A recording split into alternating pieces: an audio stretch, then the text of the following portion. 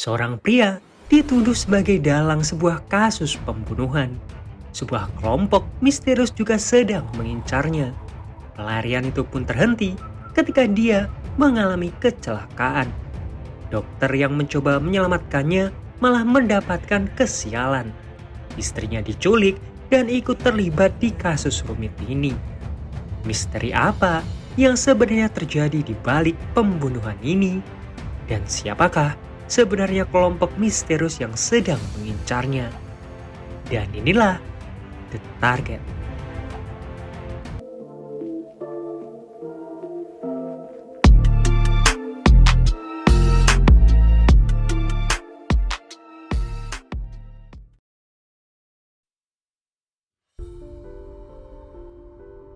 Di malam itu, seorang pria bernama Beck berjalan tertatih karena luka di perutnya.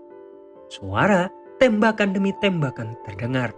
Sambil terengah-engah, Beck berusaha untuk kabur. Luka yang semakin parah membuat dia memutuskan untuk bersembunyi di kolong truk. Dua orang bersenjata terlihat mengejarnya.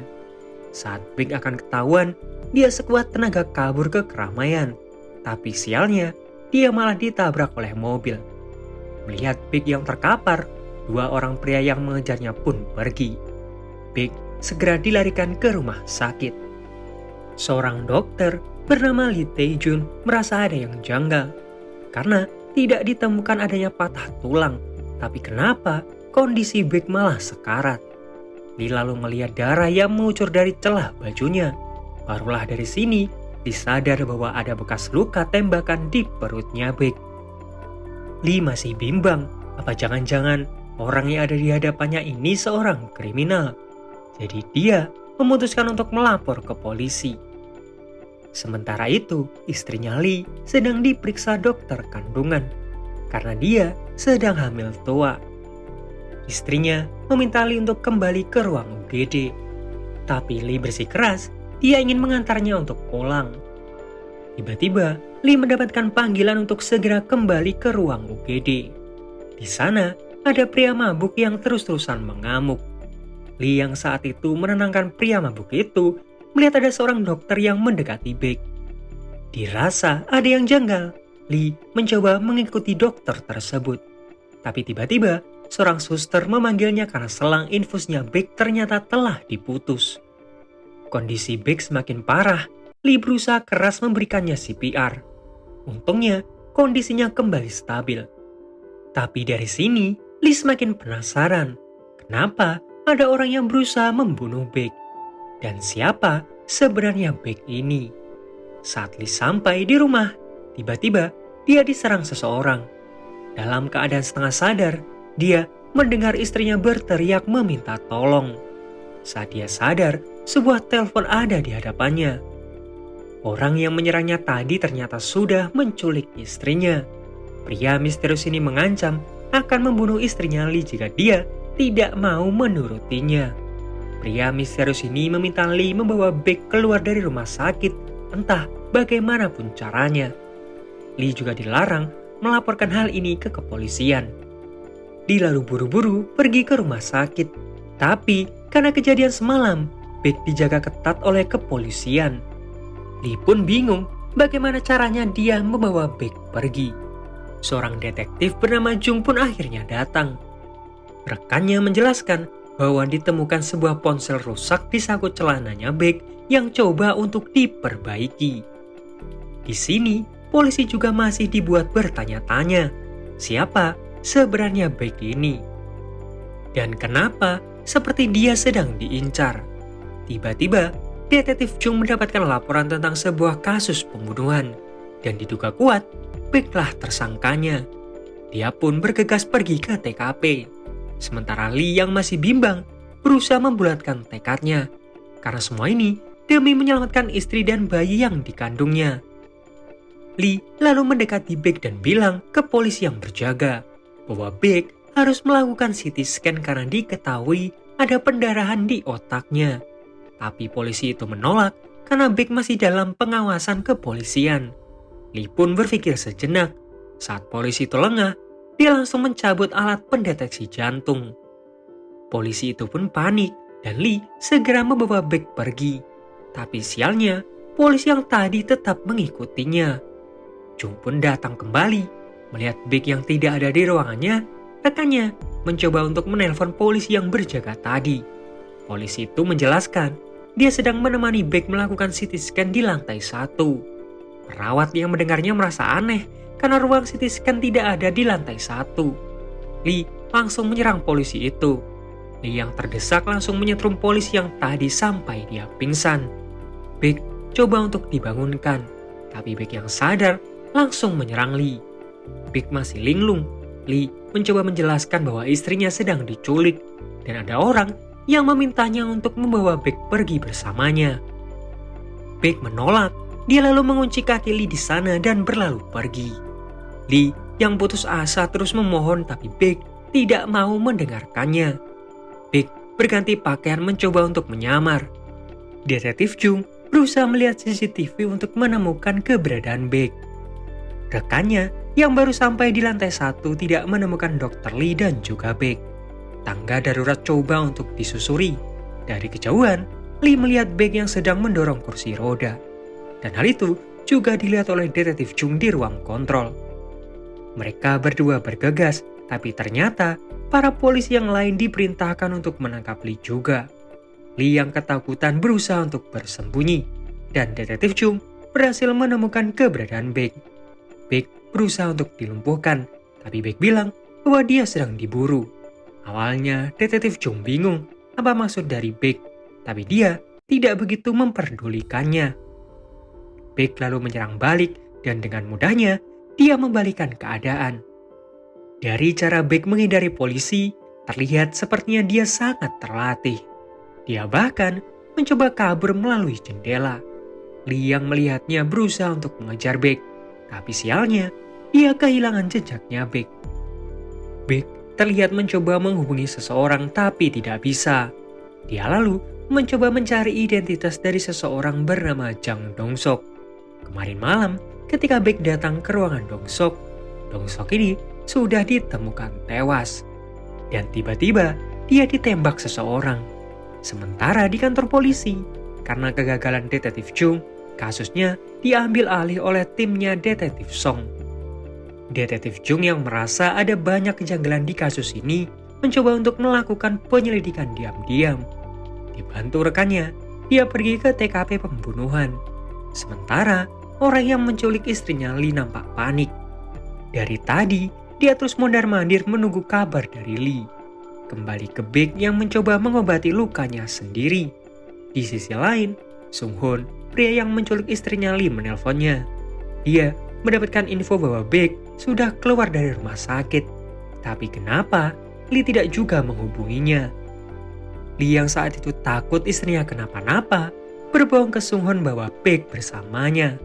Sung Hoon pun meminta Lee untuk bertemu di sebuah mall. Sementara, Detektif Jung menemukan bercak darah di dekat truk. Dia juga menemukan bekas peluru di sekitar sana. Detektif Jung dibuat bertanya-tanya, apa yang sebenarnya terjadi di malam kejadian. Rekannya lalu melapor setelah mendapatkan identitas dari Baek. Diketahui bahwa Baek dulunya mantan pasukan khusus. Setelah pensiun 10 tahun yang lalu, dia pun menjadi pembunuh bayaran. Dan baru 3 bulan ini dia berada di Korea. Kembali ke Baek, dia saat ini berada di rumahnya, mencoba mencari petunjuk kejadian di malam itu. Tiba-tiba, Baek mendengar suara pintu dibobol. 2 orang yang mengincarnya masuk mencoba mencari petunjuk. Tiba-tiba, salah satu dari mereka bilang bahwa Sung Hoon mengaktifkan HP-nya. Mendengar nama itu, Baek mencoba untuk mengikuti mereka. Sementara itu, Sung Hoon menelpon Lee. Melihat Lee yang sendiri, Sung Hoon merasa sudah ditipu. Tapi Lee beralasan bahwa Baek sedang disembunyikan di suatu tempat karena kondisinya. 2 orang misterius ini menangkap sinyal terakhir Sung Hoon ada di sebuah mall. Sung Hoon lalu mendekati Lee dan memintanya membawa Sung Hoon ke tempatnya Baek. Sung Hoon yang melihat 2 orang misterius itu mencoba untuk kabur. Sung Hoon hanya fokus ke 2 orang yang mencoba untuk mengejarnya dan tidak menyadari bahwa Lee sudah ada di hadapannya. Sung Hoon dibekap. Lee terus bertanya, di mana keberadaan istrinya.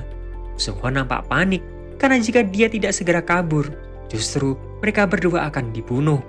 Sung Hon yang putus asa mencoba melompat dari lantai atas untuk kabur. Akhirnya, dua orang ini hanya menangkap Lee. Lee dicecar berbagai pertanyaan sambil ditodong senjata.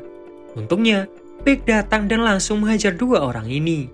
Lee diselamatkan dan Baek berkali-kali bertanya, di mana keberadaan Sung Hon.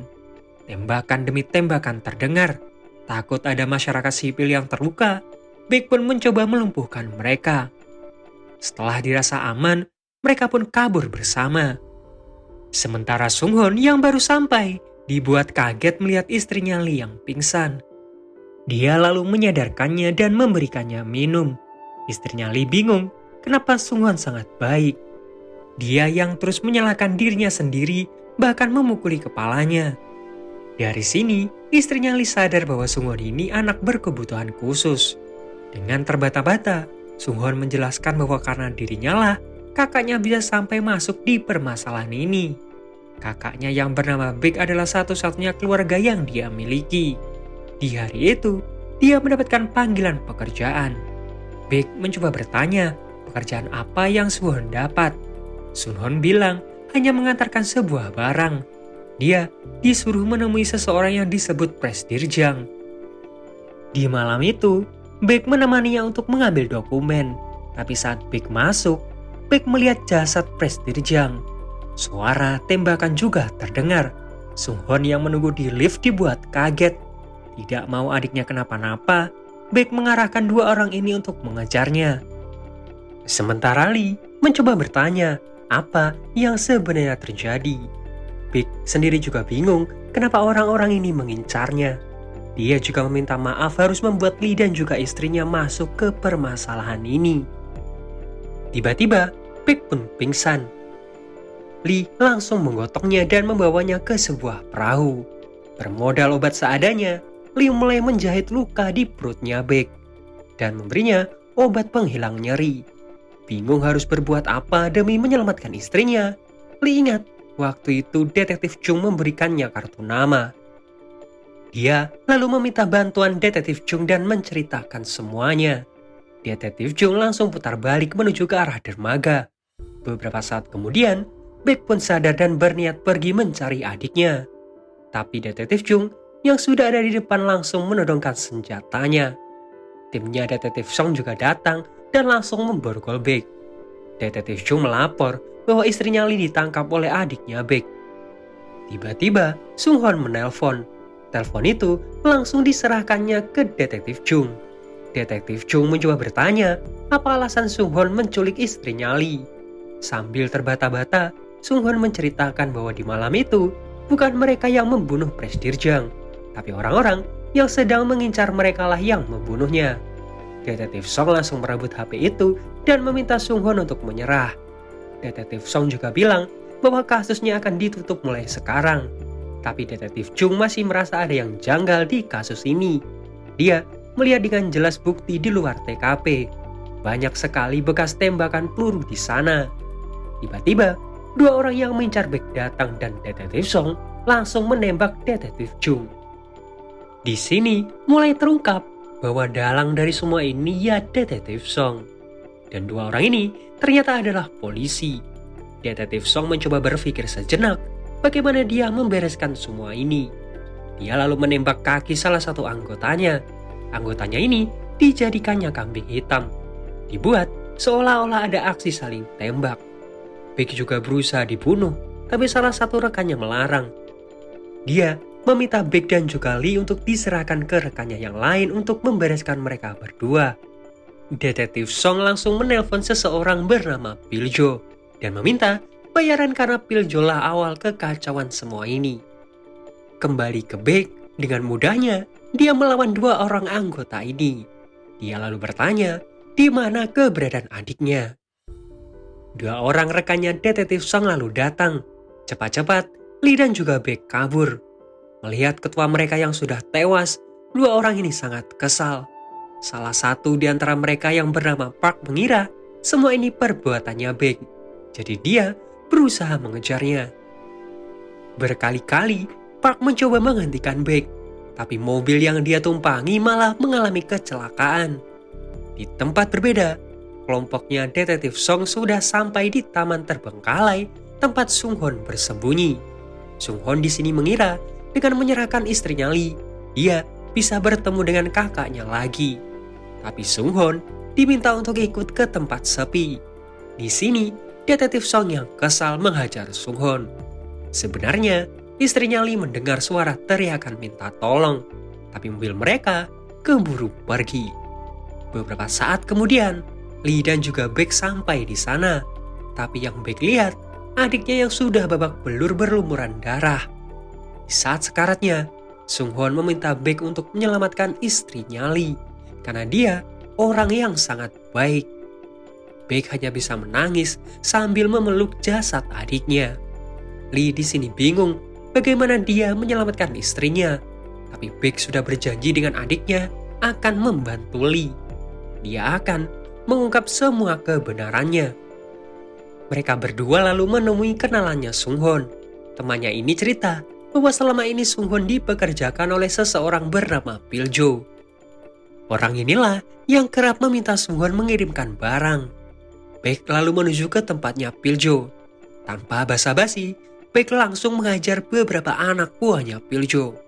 Setelah semua anak buahnya dihabisi, Piljo yang saat itu sedang pijat langsung ditendang oleh Baek. Piljo yang saat itu terjepit tidak bisa berbuat apa-apa selain menahan tendangan demi tendangan yang dilancarkan oleh Baek. Baek lalu bertanya, apa alasan adiknya waktu itu dipekerjakan. Jadi, adiknya ini akan dijadikan kambing hitam atas pembunuhan yang dilakukan kelompoknya Detektif Song. Jang Dong-sok yang mereka bunuh ini punya properti sebuah apartemen senilai 20 miliar won. Dengan kematian Dong-sok, properti itu akan dilelang dengan harga murah karena akan dianggap bangunan terbengkalai. Dan Detektif Song bisa dengan mudah merebutnya. Dia lalu mencari seorang anak yatim piatu yang bisa dia jadikan kambing hitam. Alasannya, karena tidak akan ada keluarga yang membantunya. Dengan begitu, Detektif Song bisa dengan mudah cuci tangan. Itulah alasan kenapa Sung Hon ini dipilih. Pilju juga menambahkan bahwa hal ini sudah dilakukan Detektif Song selama 5 tahun terakhir. Sementara di kantor polisi, Detektif Song terlihat sangat kesal. Dia lalu punya sebuah ide dengan menggunakan bantuan wartawan. Berita lalu menyiarkan bahwa Baek, Lee, dan juga adiknya jadi tersangka utama di kasus penculikan istrinya Lee. Baek dan juga Lee saat ini jadi buronan. Lee yang melihat berita itu tentu tidak terima.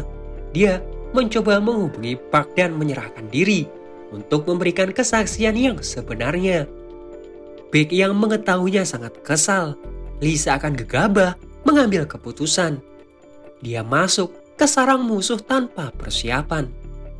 Di kantor polisi, sambil berbisik, Lee ngasih tahu bahwa ada alat perekam yang digunakan Detektif Chung waktu itu.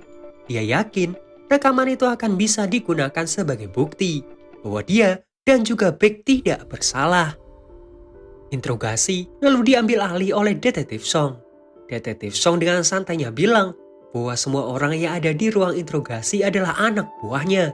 Jadi jika Lee tidak memberitahunya di mana keberadaan Baek, dia akan membunuh Lee. Lee tidak gentar, dia malah menantang Song. Song lalu mengarahkan pistolnya ke arah Lee. Tiba-tiba, sebuah pesan masuk. Baek mengirimkan foto saat Lee dan juga anak buahnya membunuh Presidir Jang. Song pun bertanya apa maunya Baek. Baek dengan santai menjawab nyawanya Song.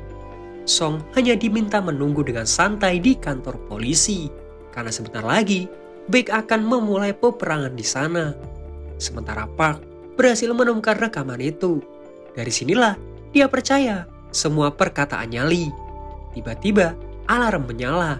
Rekannya bilang lokasi Baek sudah ditemukan. Jadi seluruh anggota dikerahkan ke sana. Baek ternyata sudah ada di parkiran menunggu semua polisi pergi dari sana. Sementara Song masih ketar-ketir, takut jika Baek benar-benar menabuh genderang perang di kantor polisi. Saking takutnya, dia bahkan mengunci ruangannya. Park sendiri tidak ikut mengejar Baek. Dia lebih memilih menyelamatkan istrinya Lee. Karena hanya dia satu-satunya polisi yang tahu kebusukan detektif Song. Benar saja, Song memerintahkan anak buahnya untuk membunuh istrinya Lee. Di luar, Baek meledakkan sebuah mobil. Kesempatan itu digunakan Lee untuk kabur. Sebuah mobil melaju cepat menerobos masuk ke kantor polisi. Dengan tatapan penuh dendam, Baek berusaha menabrak Song. Melihat Song yang masih selamat, Baek pun keluar dari mobil. Dia meminta Lee menyelamatkan istrinya. Sementara Song dan juga anak buahnya Song memerintahkan anak buahnya untuk mencari keberadaan Baek dan juga Lee. Sementara di toilet, istrinya Lee berusaha dibunuh. Dia mencoba melawan dan kabur. Tapi sialnya, dia tertangkap kembali. Kembali ke Baek yang bermain rapi. Paham kalau dia kalah jumlah, Baek bersembunyi sambil melumpuhkan satu persatu anak buahnya Song. Hal itu membuat mental mereka down. Baek juga membuat pengalihan agar polisi-polisi ini membuang-buang peluru mereka. Dengan begitu, Baek bisa menyerang mereka dari belakang. Sementara Song yang ada di ruangannya ketar-ketir, dia langsung mempersiapkan shotgun. Berkali-kali tembakan dilancarkan ke arah Baek yang sedang bertarung. Tapi Baek lebih cerdik. Dia bersembunyi dari Song sambil melumpuhkan anak buahnya. Song dibuat bingung mencari keberadaan Baek. Sementara Lee berusaha mencari keberadaan istrinya. Bingung harus mencari kemana, dia hanya bisa berteriak memanggil nama istrinya. Mendengar suara teriakan suaminya, istrinya Lee berusaha membuat suara. Untungnya, Lee berhasil masuk ke toilet dan berusaha menyelamatkan istrinya. Lee dihajar habis-habisan. Untungnya, Park berhasil datang tepat waktu dan berhadapan dengan anak buahnya Song. Kembali ke Song yang terus-terusan menembak ke semua arah, meminta Baek untuk segera keluar. Ketika pelurunya habis, Baek langsung keluar dan menghajarnya. Di luar, para polisi menemukan bukti bahwa dalang dari semua ini adalah detektif Song. Mereka pun langsung membobol masuk kantor polisi. Baek yang saat itu mengamuk menghajar Song ditenangkan 4 orang. Melihat Lee dan juga istrinya yang masih selamat, Baek perlahan tenang. Baek pun ditangkap dan dipenjara selama 4 tahun karena menyerang kantor polisi. Saat bebas, Lee dan juga istrinya menjemput Baek. Terlihat Lee menggendong anak perempuan cantik dan Baek tersenyum bahagia. Dan film pun berakhir. Nah, itu tadi alur cerita film The Target. Selamat Hari Raya Lebaran bagi yang merayakannya. Minal aidin wal faizin, mohon maaf kalau selama ini Mimin ada salah dalam pengucapan. Seperti biasa, like kalau kalian suka, dislike kalau enggak, subscribe kalau belum. Sampai jumpa di video yang lain. Dajung.